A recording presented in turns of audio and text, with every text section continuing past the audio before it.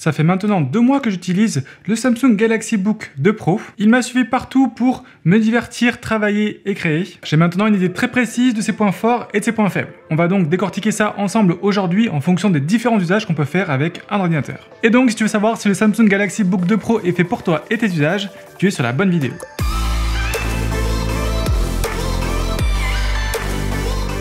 Bonjour à tous, c'est Kevin, bienvenue sur la chaîne iBordelais et aujourd'hui je vous livre mon test complet du Samsung Galaxy Book 2 Pro. Alors rapidement, la configuration que j'ai testée, c'est le modèle 13 pouces avec le processeur Intel Core i7 1260p. On a 16 Go de RAM et enfin on a 512 Go de stockage. Il est affiché au prix de 1499 €, mais on trouve déjà des promos sur Amazon par exemple, vous avez le lien en description. Si on commence par faire un tour du produit et le look en général, on a déjà une très belle machine qui est extrêmement légère, elle fait moins d'1 kg, c'est juste fou. On a la coque arrière ici qui est en aluminium, tout le reste est en plastique, forcément ça va économiser un petit peu de coût, mais surtout ça va économiser beaucoup de poids. Et cette compacité et ce poids, c'est vraiment super, notamment en avion par exemple. Voilà, je peux vraiment le mettre facilement dans mon sac, il va pas prendre ni de place ni de poids. Et chose hyper impressionnante avec ce gabarit-là, c'est qu'on conserve quand même une super connectique. On va avoir de ce côté-là une prise jack, un port USB-A plein format, et après ici un lecteur de carte micro SD. J'aurais préféré un lecteur de carte SD, mais bon, c'est déjà ça. Et enfin de ce côté-là, on va avoir une sortie HDMI, un port USB-C et un port Thunderbolt. Une fois ouvert, on va avoir le bel écran AMOLED 13 pouces Full HD.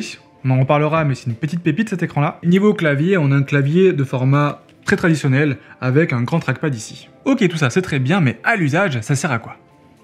On va commencer avec les usages de divertissement, ça peut être par exemple écouter de la musique, regarder une vidéo, ou alors naviguer sur le net. Niveau haut-parleur, ça va être très bien compte tenu du gabarit du produit, mais c'est pas non plus exceptionnel.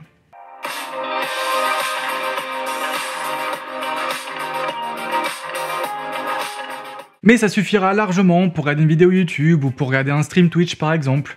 Pour l'écoute de la musique, j'ai tendance à dire que il vaut mieux quand même une petite enceinte Bluetooth ou un casque, parce que c'est dommage, en fait les basses sont pas très bien retransmises, voire même des fois pas du tout. Mais ça c'est normal, hein, parce que pour faire des basses, il faut du volume, et du volume, avec un PC si fin, on n'en a pas. Niveau écran, je vous l'ai dit, on a un écran AMOLED, donc c'est vraiment un truc exceptionnel. Ça veut dire qu'on va avoir une LED par pixel, et donc on va avoir des noirs qui vont être extrêmement profonds. Par exemple, là il y a le script de ma vidéo, vous voyez que l'essentiel de l'écran est noir, ça veut dire que tout ça c'est des pixels qui sont éteints. Donc ça va être vraiment super hein, pour être des vidéos par exemple. Sur les scènes les plus sombres, on va vraiment avoir quelque chose de très sombre et pas un noir qui apparaît un petit peu comme un gris. Par contre, l'écran est seulement un écran 60 Hz et c'est vrai qu'à l'heure où on s'habitue avec nos téléphones à avoir du 90 voire du 120 Hz, donc ça veut dire 90 ou alors 120 images par seconde, on aura un petit manque de fluidité sur certaines animations de Windows 11. Rien de dramatique, mais bon, on commence à avoir des PC sur ce gabarit-là à avoir des écrans 120 Hz, donc voilà. Ici, j'ai un superbe écran AMOLED, mais il est seulement 60 Hz. Niveau résolution, pareil, on est seulement sur du Full HD, mais honnêtement, sur 13 pouces, moi ça m'a pas du tout dérangé. Là par exemple, le texte est vraiment assez petit et je vois vraiment pas les pixels. Et vraiment, je trouve ça très bien que Samsung ait plutôt privilégié un écran AMOLED 60 Hz que de vouloir à tout prix mettre une tonne de pixels sur un écran alors que c'est seulement un petit écran 13 pouces. Pour la partie productivité, déjà forcément, si vous êtes mobile, ça va être très cool avec ce format. Associé à ça, on a déjà un excellent clavier, donc c'est le clavier qu'on a ici. Les touches sont quand même assez grandes. J'ai un confort de frappe qui est très bien, donc la frappe est vraiment très confortable. Le clavier est pas si bruyant que ça, comme vous pouvez l'entendre. Le trackpad est aussi très bon pour un PC. Voilà, on a encore un tout petit cran en dessous par rapport à celui des Mac. J'ai pu bosser avec sans problème pendant des heures durant. J'ai une bonne autonomie aussi en usage du travail, donc vraiment en usage bureautique. J'ai pu faire la journée de boulot sans problème. Et bien sûr, pour tout ce qui est boulot, vu que c'est Windows qui a dessus, l'intégration de Microsoft 365, donc ex-Office, donc Word, Excel, tout ça, Outlook, Teams, c'est vraiment hyper bien intégré là-dessus. D'ailleurs, en parlant de ça, je vais vous montrer de suite la qualité de la caméra, mais aussi du micro. Allez, c'est parti, on fait un test. Et donc voici la qualité de la caméra, comme vous pouvez le voir, même si je suis en Full HD, la qualité est quand même pas terrible. Toutes les textures sont vraiment ultra lissées, que ce soit sur mon visage comme sur le bois derrière moi. Et pourtant ici là j'ai vraiment une énorme lumière qui m'éclaire, donc niveau conditions de lumière c'est quand même pas si mal. Donc voilà, c'est pas terrible, ça suffira pour vos visios clairement, mais bon, pas beaucoup plus quoi. Mais le truc vraiment super de ce produit là, ça va être son port Thunderbolt, qui me permet de pouvoir, grâce à mon dock ici, brancher tous mes périphériques. Juste en branchant un câble, en même temps le PC va se mettre à charger. Donc hop, pas que je me trompe, hein, c'est bien celui avec le petit éclair ici, tac. Ça se présente comme ça, donc j'ai l'ordinateur ici qui est branché à ce dock-là, comme vous pouvez le voir à l'arrière ici, il y a vraiment tout qui est branché. Donc je vais pouvoir récupérer mon clavier et ma souris, je vais pouvoir récupérer aussi mes deux écrans et tous mes autres périphériques, le Stream Deck, le Wave XLR, la caméra ici, mon micro là. Ça veut dire qu'à la maison, je peux vraiment travailler facilement en double écran. Dans le train ou l'avion, je vais pouvoir aussi travailler directement sur le PC. Arrivé au bureau, vu qu'il y a un port HDMI, juste à brancher mon PC et je peux travailler aussi en deux écrans avec l'écran du PC en bas et l'écran du bureau juste au-dessus. Bref, pour travailler, c'est vraiment une super machine parce que déjà, on a une super autonomie, il est très portable. On va aussi avoir tous les usages apportés par le fait qu'on soit sur Windows. Voilà, forcément, Microsoft Office, comme je l'ai dit, ça fonctionne mieux que sur Mac par exemple. Et enfin, la connectique est vraiment très bien choisie, ce qui va me permettre de travailler dans différentes conditions et dans différentes configurations d'appareils. Mais pour moi, l'essentiel de mon boulot, ça reste quand même des usages créatifs, donc de la retouche photo, du montage vidéo et tout ça. Alors pour le traitement photo, j'utilise Lightroom et ça s'est très bien passé. D'un, j'ai un excellent écran qui est très bien calibré, donc super pour retoucher des photos. Et de deux, il y a toute la puissance qu'il faut pour à la fois retoucher, mais aussi après pour exporter, et donc même faire des exports par lot, donc c'est-à-dire plusieurs photos à la fois. Par contre, point que j'ai toujours pas abordé dans la vidéo, et qu'il va vraiment falloir aborder maintenant, ça va être la question du bruit. Parce que oui, forcément, dès qu'on va attaquer des usages un petit peu gourmands, le processeur va chauffer, et il va falloir le refroidir. Et lorsqu'on refroidit un processeur, il faut activer un ventilateur qui lui forcément va faire du bruit. Et si sur l'usage précédent, c'était certes un petit peu audible, mais vraiment pas gênant, là on va commencer à vraiment l'entendre. Lors d'une retouche, lorsqu'on va appliquer un effet un petit peu gourmand, que ce soit sur Photoshop ou sur Lightroom, il va commencer à s'enclencher. Et bien sûr, lorsqu'on va faire un export, donc dès qu'on va tirer parti de toute la puissance du processeur, là aussi il va très clairement se faire entendre. Pour du montage vidéo, là, clairement, il sera là tout le temps. Et pour avoir les meilleures performances possibles, il faut bien penser à mettre le mode alimentation en performance élevée, ce qui va forcément entraîner aussi une plus grande chauffe du processeur, mais aussi plus une grande consommation électrique si jamais vous êtes sur batterie. Et donc pour du montage vidéo, j'ai réussi à en faire sans problème, à condition d'avoir fait des proxys sur mes fichiers 4K. Donc c'est-à-dire qu'il faut, pour travailler de façon fluide sur des rushs 4K, créer des copies allégées qui vont être plus faciles à traiter par le PC. On fait son montage et tout ça, et après bien sûr à l'export, lui va récupérer les fichiers 4K en pleine résolution. En parlant d'export, c'est pas du tout le plus rapide, clairement. Par exemple, il va mettre 2 fois plus longtemps au minimum à exporter une vidéo par rapport à un MacBook Air M2. Au même prix, aussi 1499 €.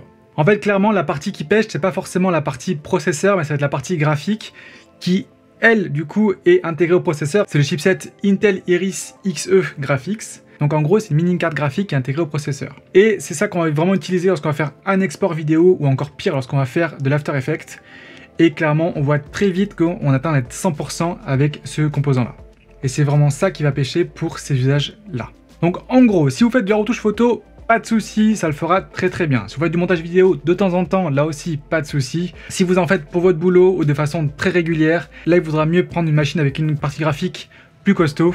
Mais forcément, on va en perdre en poids, en mobilité, en format. Et pareil, ça va faire beaucoup plus de bruit. Dernière chose à noter par contre, c'est que les performances sont pour une fois sur PC les mêmes qu'on soit sur batterie ou pas. Sur tous les autres PC que j'ai testés cette année sur la chaîne, dès que je débranchais le PC, j'avais vraiment des performances qui étaient divisées par au moins 2 ou 3. Et ici, pas de souci, j'ai fait le même export sur Premiere, sur batterie et branché, et vraiment j'ai eu le même temps. Donc là, on peut dire que ça y est, Intel a enfin réussi à faire un processeur qui peut fonctionner aussi bien sur batterie que sur secteur. Donc c'est déjà très bien Intel, mais il va falloir maintenant nous proposer une partie graphique qui assure. Mais là où cette partie graphique va être encore plus importante, ça va être pour le jeu vidéo. Pour cet usage-là, on va avoir deux possibilités. Soit on va jouer directement sur la machine avec un jeu qui est installé en live, soit alors on va pouvoir jouer en cloud gaming. Et forcément, pour un PC sous Windows, je vais plutôt vous conseiller de jouer avec le cloud de Microsoft, donc avec le Xbox Game Pass Ultimate. J'ai testé à la fois sur batterie, mais aussi branché à mon setup derrière, donc vraiment déjà sur mon écran de jeu et tout ça, et j'ai vraiment pu jouer dans d'excellentes conditions. J'avais aussi branché ma manette de Xbox directement en USB, et j'ai pu jouer à Star Wars Fallen Order dans d'excellentes conditions. Le jeu était super fluide, j'avais des beaux graphismes, c'était nickel. Et en plus de ça, vu que pour le PC c'est juste du stream, donc c'est comme si je regardais une vidéo au final, eh bien il n'a pas chauffé du tout. Par contre, ça reste un PC, donc on peut aussi installer des jeux. Donc là, j'ai fouillé dans ma bibliothèque Steam, et généralement, j'aime bien tester Tomb Raider. Et ce qui est bien avec ce jeu, c'est que je peux faire un benchmark pour pouvoir le comparer après à d'autres machines. Et là, malheureusement, même avec des graphismes en très bas, même en baissant en plus la résolution, j'ai jamais réussi à avoir quelque chose de jouable, j'étais toujours aux alentours des 15 FPS, donc c'est-à-dire 15 images par seconde, donc ça a vraiment saccadé beaucoup, sachant que pour avoir une expérience bonne, il faut au minimum 30, et lorsqu'on va aller chercher les 50-60, c'est quand même beaucoup mieux.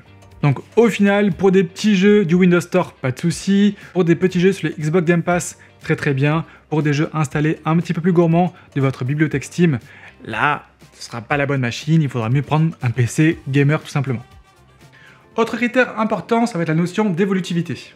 Et bonne nouvelle, sur ce modèle-là, on va pouvoir démonter très facilement le capot arrière, simplement en déclipsant ici les petits patins, pour extraire ce capot-là et pouvoir changer le SSD.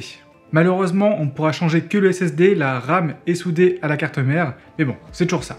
Sachant que sur ce genre de produit-là, qu'on puisse changer quelque chose, c'est déjà très bien. Et aussi, autre critère très important, ça va être la notion d'écosystème, en particulier quand on parle d'un produit d'une marque comme Samsung. Et cet écosystème-là m'a tellement plu que j'en ai fait une vidéo dédiée où je vous parle des 15 usages que j'adore avec l'écosystème Samsung. Et si je dois en citer un qui m'a beaucoup plu avec ce PC Samsung, ça va être la possibilité d'utiliser la tablette Samsung Galaxy Tab S8 en tant que second moniteur. Ça veut dire que je vais pouvoir travailler comme je le fais ici à mon bureau, avec deux écrans, sur batterie, de façon totalement sans fil, et ça n'importe où. Et vraiment pour quelqu'un comme moi qui a l'habitude de travailler sur deux écrans, de pouvoir le faire n'importe où grâce juste à une tablette qui est aussi très fine et à ce PC là, c'est juste génial. Mais du coup, est-ce que le Samsung Galaxy Book 2 Pro est fait pour toi? Alors il ne sera pas fait pour toi si jamais tu veux jouer avec ton PC. Et par jouer, j'entends jouer à un jeu installé sur la machine. Forcément, c'est clairement pas du tout l'objectif de cet ordinateur-là. Donc là, je te conseillerais plutôt un ordinateur gaming qui sera plus épais et plus lourd, mais qui sera forcément beaucoup plus adapté à cet usage-là. Par exemple, j'ai testé un PC Alienware il n'y a pas longtemps, je te conseille d'aller voir la vidéo. Je te le déconseillerais aussi si jamais tu fais beaucoup d'usages créatifs animés, donc c'est-à-dire du montage vidéo ou de la 3D sur ce chose-là. Là aussi, on va manquer d'un petit peu de puissance, en particulier sur la partie graphique. Et donc là, je te conseillerais plutôt un Surface Laptop Studio, par exemple, que j'ai aussi testé récemment, qui lui sera un petit peu plus épais, un petit peu plus lourd aussi, mais qui disposera d'une carte graphique dédiée. Et donc, ce sera beaucoup plus adapté pour ce genre d'usage-là. Et enfin, je te le déconseillerais aussi si jamais tu veux un ordinateur portable qui soit silencieux quoi qu'il arrive. Là, pour ça, clairement, les champions, c'est les MacBook Air, que ce soit le MacBook Air M1 ou alors le MacBook Air M2, tout simplement parce qu'ils n'ont pas de ventilateur. Donc, forcément, pas de ventilateur. Pas de bruit.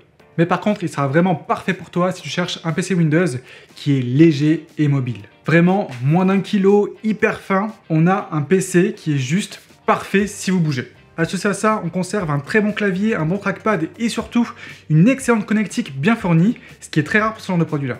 Il sera aussi parfait pour toi si jamais tu cherches un PC avec un excellent écran. Vraiment, cet écran AMOLED, il est d'excellente qualité et c'est un bonheur pour retoucher des photos ou alors pour consommer du contenu vidéo par exemple. Et enfin, bien sûr, il sera aussi parfait pour toi si jamais tu cherches un PC qui s'intègre parfaitement dans ton écosystème Samsung.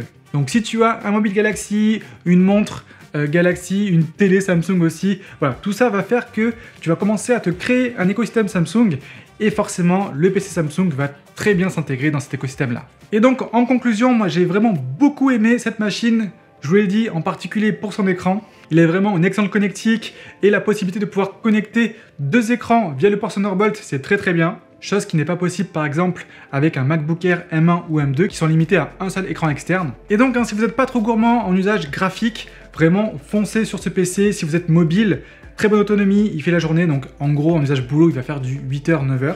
Hyper compact, hyper léger, et en plus de ça je trouve que le look est plutôt sympa, même si ce noir là prend quand même un peu de traces de doigts.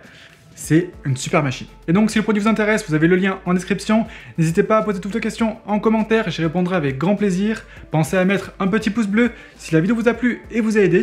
Et nous on se retrouve très vite en vidéo pour justement comparer ce Samsung Galaxy Book 2 Pro au MacBook Air M2 d'Apple.